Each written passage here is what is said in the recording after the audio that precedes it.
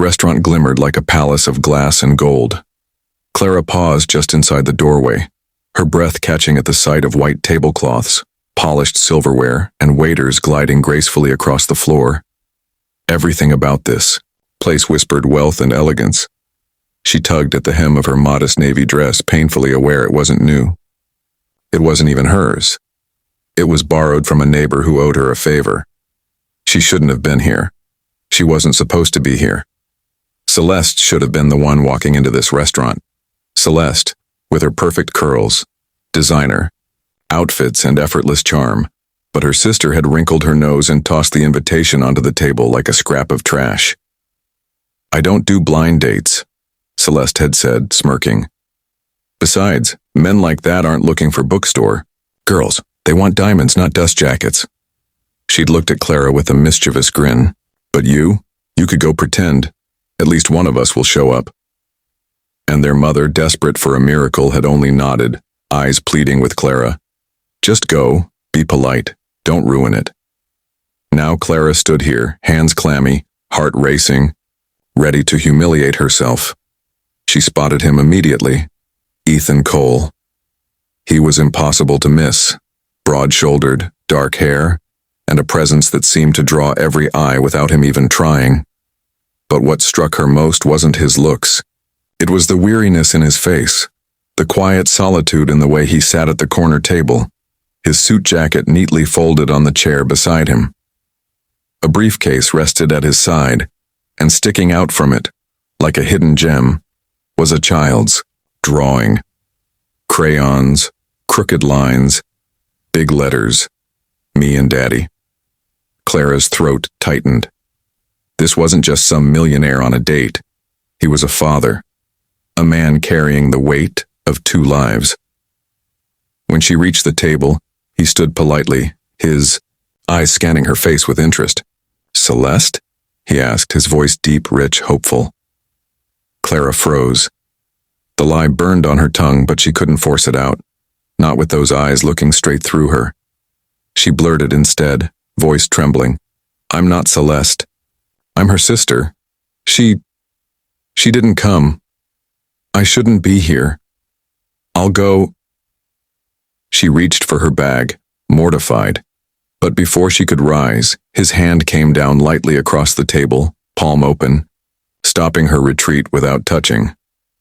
"You're not leaving," he said simply. She blinked, startled. "But I don't care if you're Celeste," he interrupted, his gaze unwavering. "You sat down. You told me the truth. That already makes you more interesting than most people I've met in this room." His lips curved into the faintest smile. "Stay. For once, I'd like to have dinner with someone real." And for the first time that night, Clara let herself breathe. At first, she barely touched her food. The roasted salmon on her plate looked exquisite, but shame coiled in her stomach too tightly to let her eat. She kept her hands folded in her lap, ready to excuse herself again. But Ethan didn't interrogate her. He didn't ask why Celeste hadn't come or why her sister had sent her instead. Instead, he leaned back, studied her with quiet curiosity, and asked, "What do you do, Clara?" Clara gave a small, nervous laugh. "Nothing impressive. I work in a bookstore. I guess I like being surrounded by stories. It's quieter there than the real world." Ethan tilted his head, interest flickering in his eyes. "Quieter isn't a bad thing. I spend most of my days in boardrooms where everyone's trying to talk over each other. Sometimes silence is a gift." She smiled faintly at that, surprised by his honesty. And slowly, the tension in her shoulders began to ease. The conversation flowed more easily than she expected. He told her about his daughter, 6 years old, stubborn as fire, obsessed with glitter and bedtime stories.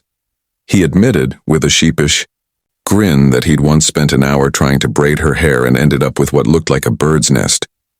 Clara laughed so hard she covered her mouth.